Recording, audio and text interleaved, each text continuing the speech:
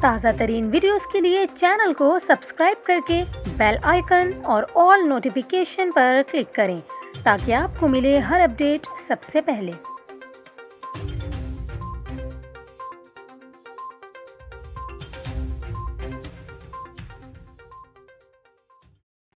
السلام علیکم، میں ہوں آپ کے ساتھ کومل خان اور آپ دیکھ رہے ہیں نیوز 24/7 اردو۔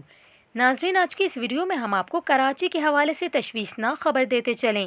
کراچی میں سڑکوں پر شگاف پڑنا اور جگہ جگہ گڑھے بن جانا یہ کوئی نئی بات نہیں ہے۔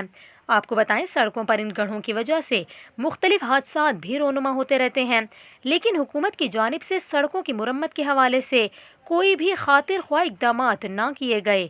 اور اب آپ کو بتائیں کہ کراچی میں سڑکوں کی خراب صورتحال کا عالم یہ ہے کہ چیف منسٹر ہاؤس کی طرف جانے والی سڑک پر بھی شگاف پڑ گیا۔